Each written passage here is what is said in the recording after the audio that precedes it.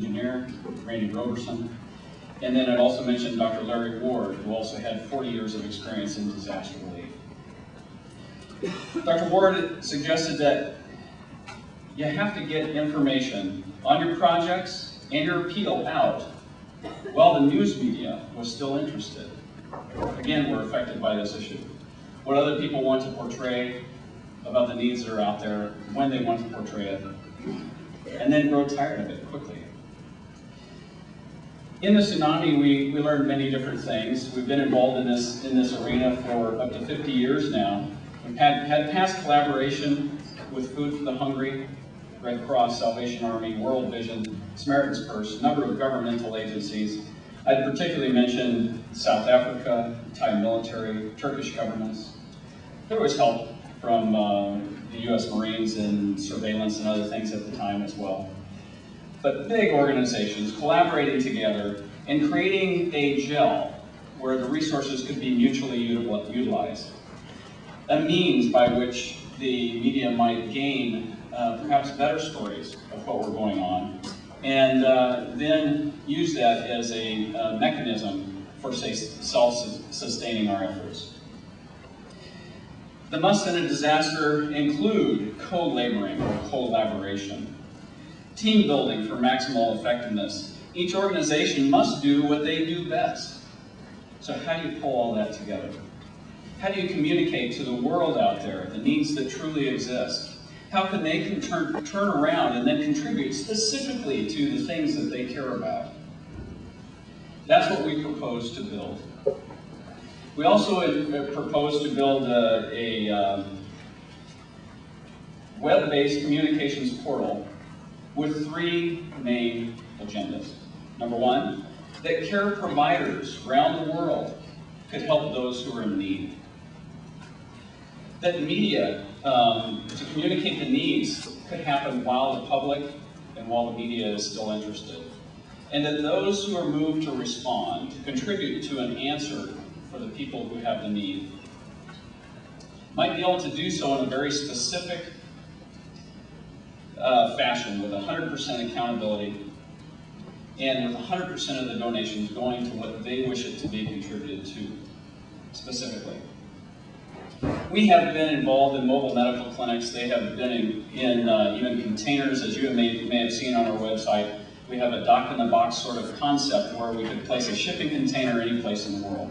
It could be helicoptered in, could be shipped in. If there are roads during the disaster, it could be trucked in.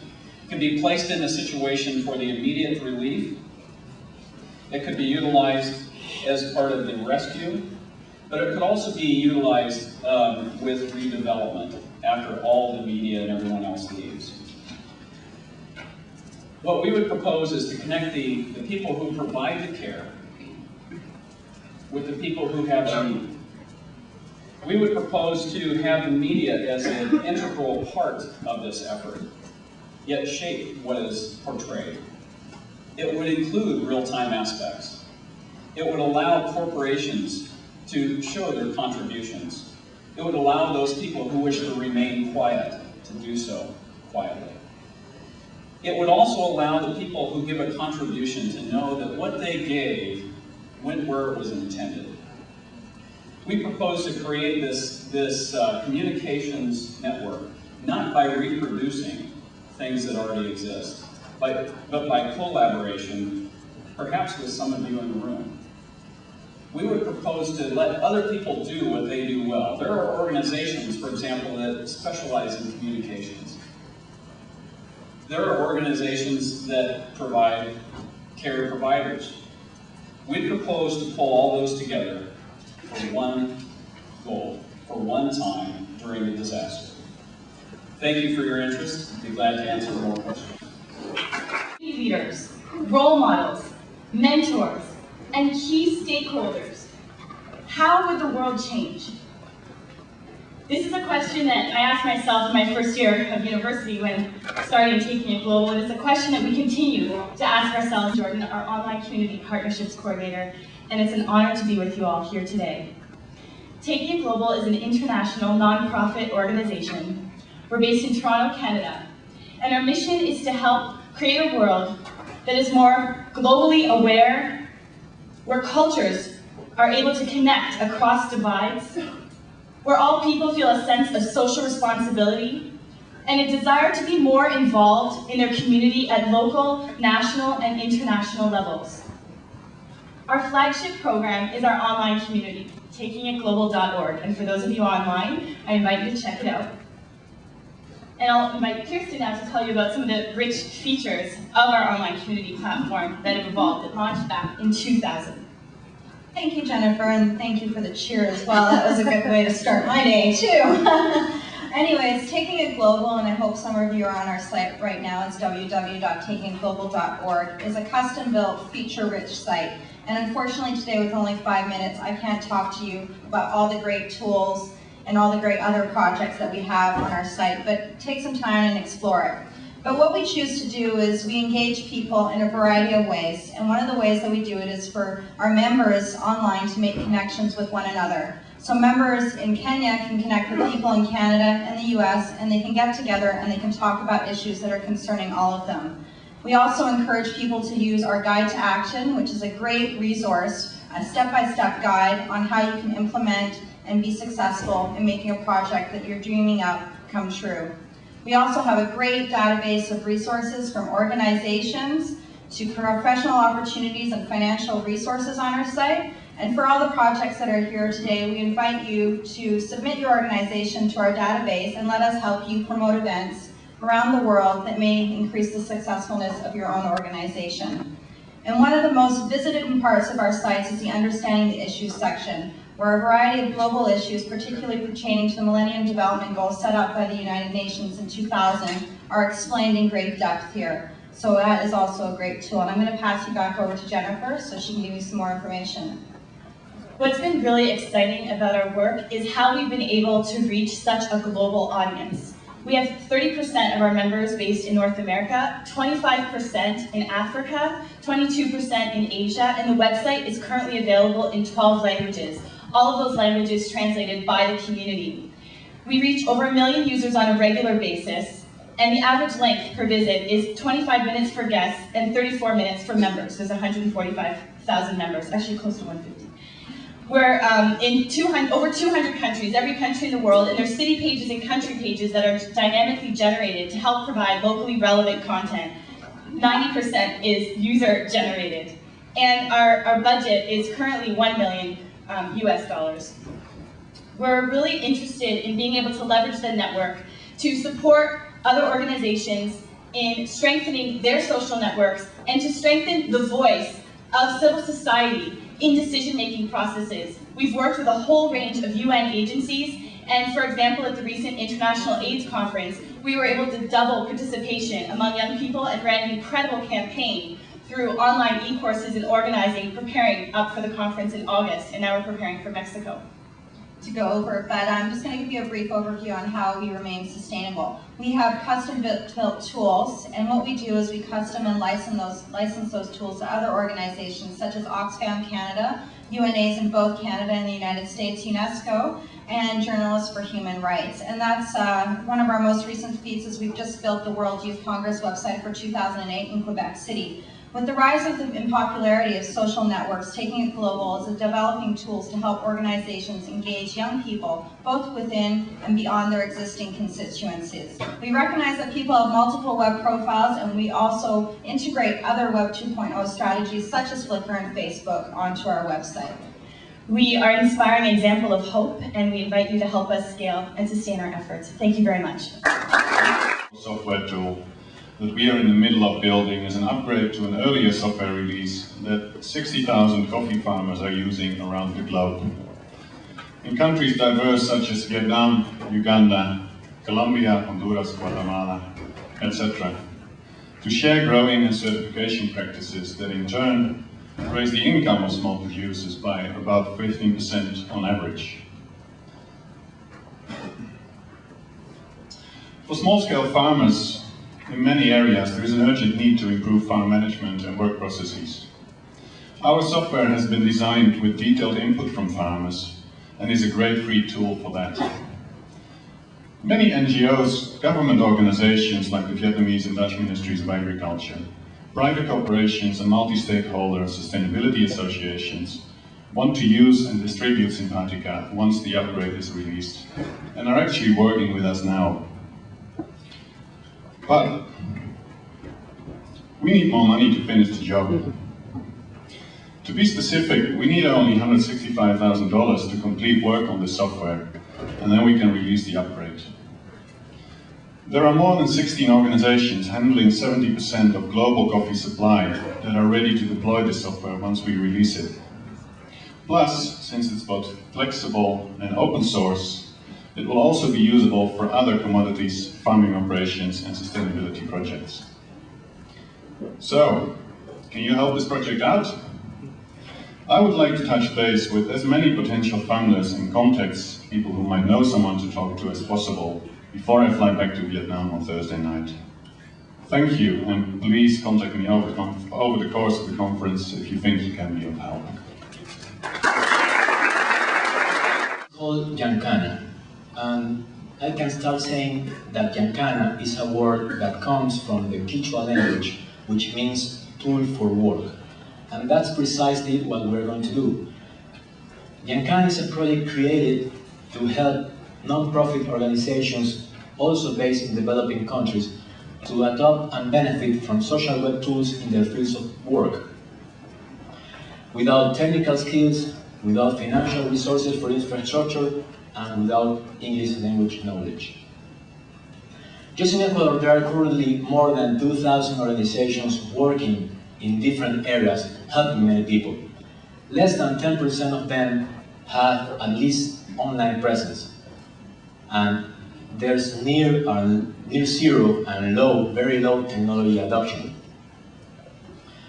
This is a result of the lack of financial resources for having their own servers and for setting up their own infrastructure, and also because of their limited knowledge regarding how to use the tools and how to adopt them. On a 3-year period, our project will empower at least 50% of the organizations by providing them social web tools, training, and support. This will give them the opportunity to become more effective, to raise their online profile, and to network with others that share their interests from around the world. We will work in 2 areas, online and offline. Online, by taking into account their cultural and social context, we will provide them customized social web tools, to each one of them at very affordable yearly maintenance contributions. Also, they will get free access to our online community portal, which is a place where they will get the chance to share information, to exchange experiences, and to create their own networks of supporters and partners.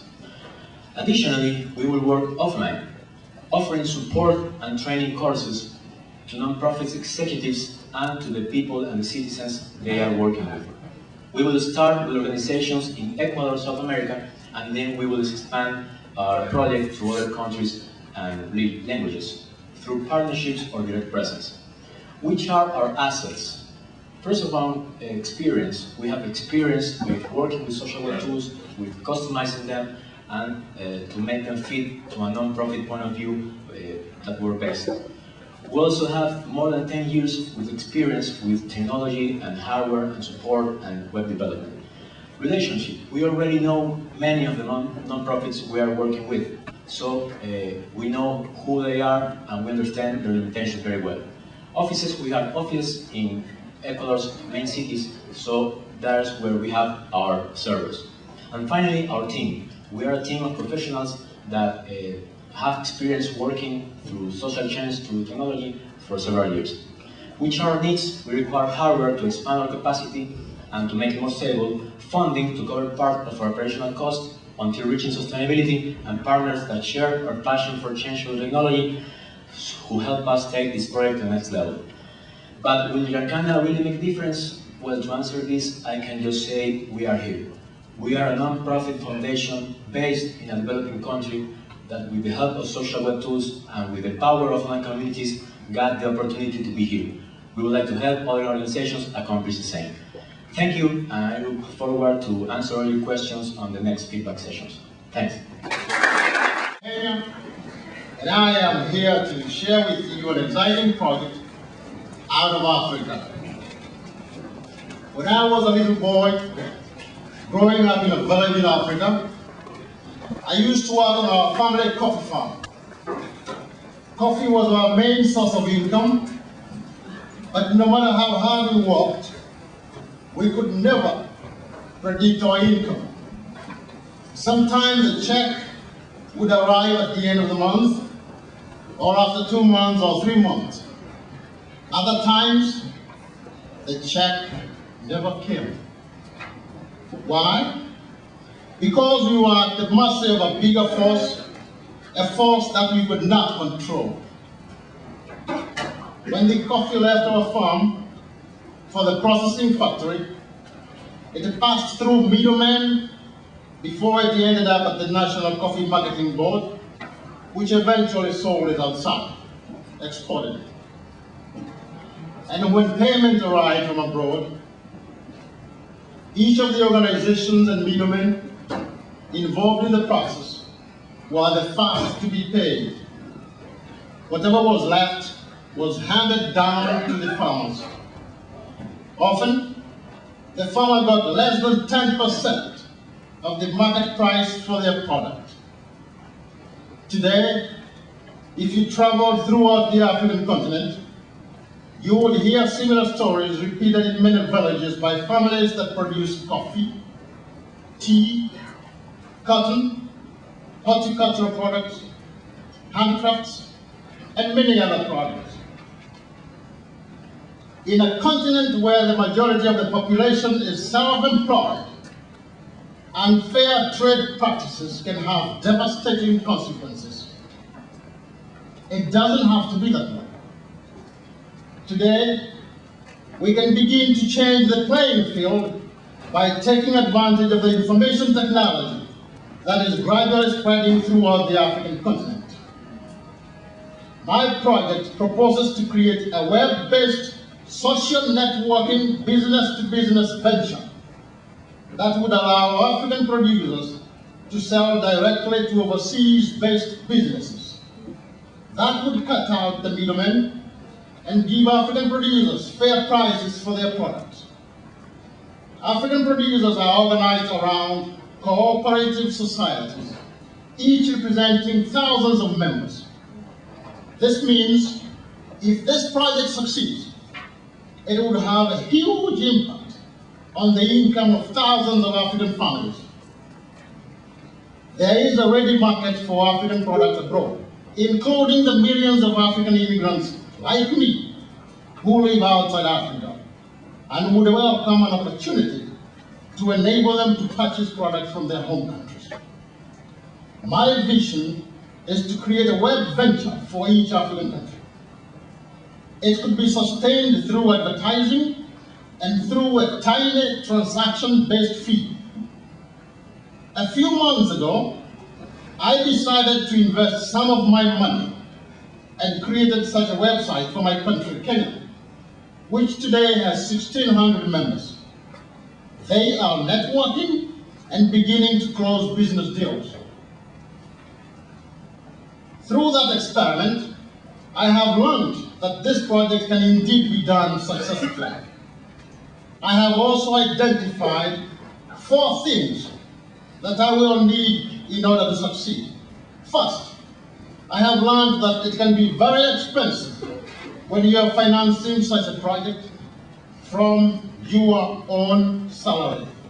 And therefore, any financial assistance would be welcome. Second, I have learned that I need a small team to help administer the project as it grows.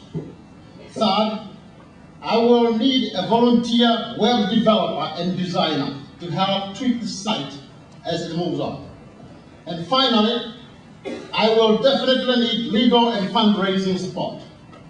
In conclusion, with your help and support, my Kenyan Space.net will grow to become a bridge between Africa and the global marketplace, dramatically increasing the quality of life for small producers, connecting the global African diaspora, and providing a platform for empowerment. Thank you.